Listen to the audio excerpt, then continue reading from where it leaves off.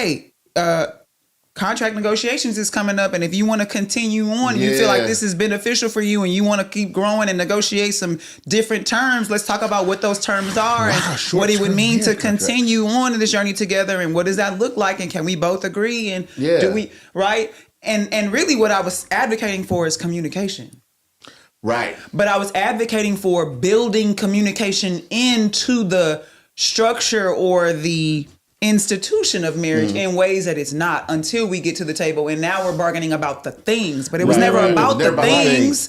It was never about the things. The things is a result we should have been at the bargaining table with our vision for why this was even the reason we decided to say yes in the first place. Because when I'm clear about what that is, when we come to the table, I say, are you showing up as the version of you that you need to be for us to live out the vision? Am I showing up as the version of me that I need to be for us to live out the vision? What adjustments do we need to make in the way that we're relating to one another to create this third entity, which is the vehicle that's going to carry out the vision?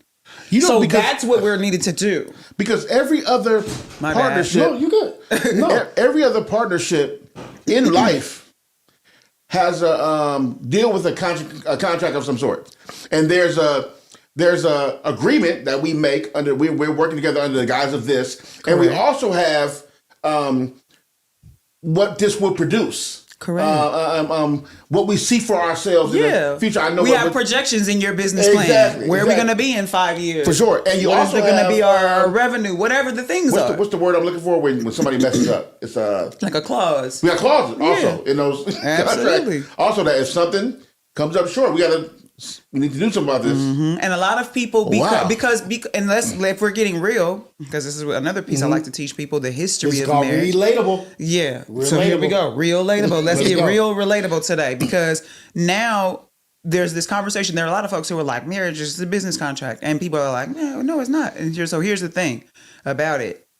If we're talking about the history of marriage, it very much evolved from an institution that was the morally correct thing to do if you wanted to have children with somebody to grow your legacy, to then you have to love and respect me and romance and bring me flowers and all the things.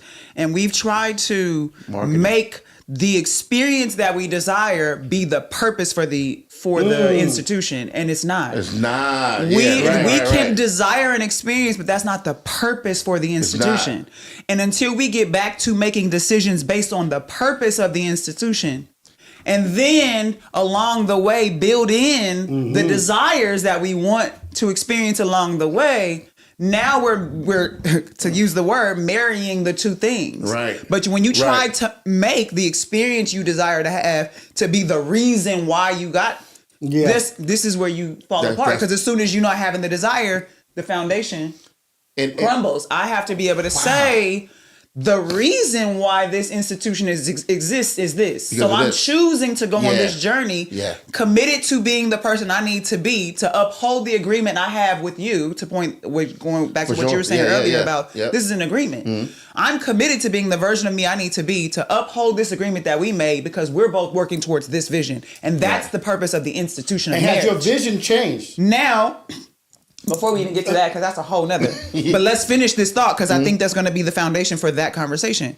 So if I'm committed to being who I need to be, to uphold the agreement we have about what we're doing to create this vision, then that means that when we say yes to going on that journey together, we keep in focus that this is what we're here to do. Right. So when you're not being the version of yourself you need to be to do that, my job is to be the mirror that holds you accountable. Yeah. And vice versa. Yeah. When I'm not being the person I'm committed to being to uphold the agreement that we have, your job is to be my mirror and hold me accountable.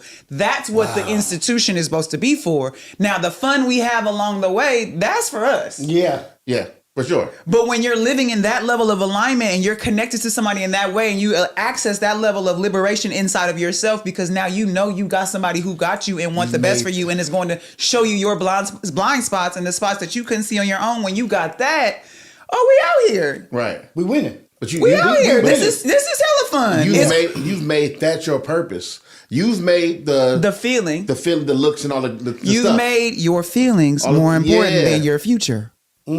Shoot. Oh, okay. I don't know if this mic is on. But you made your feelings more important than your future. And you wonder why. And we know that feelings are fickle. And then what happens is you tell yourselves that once you get out of that, come out of that bad divorce, all these things. All the then things. you tell yourself, marriage ain't it. Don't do it. You start to preach it. Don't do it. Don't do it. Trust me, I've done it. Because you've done it the complete wrong way and not for the purpose it was intended for. And now you're spewing this BS to the world about how bad it was and why it went bad for you. Instead of saying, I didn't understand what I was doing. I got myself into something that I wasn't ready for. Somebody gave me the keys to their BMW when I was 5 years old. And now we both trying to figure out how I crashed. Yeah. Right. And that's the thing. Why don't we look at relationships and friendships or partnerships, whatever you want to call it, or interactions with each other? Why don't we look at it like everything else in life that we want to succeed? There's checks and balances. There's always a report. There's always a come back to. There's always an annual review. There's a quarterly review. Like, where are we at right now? Yeah. How are you doing? How are we doing right now? Mm-hmm. Why we don't look at, we don't put that same study, that same analysis into ourselves that we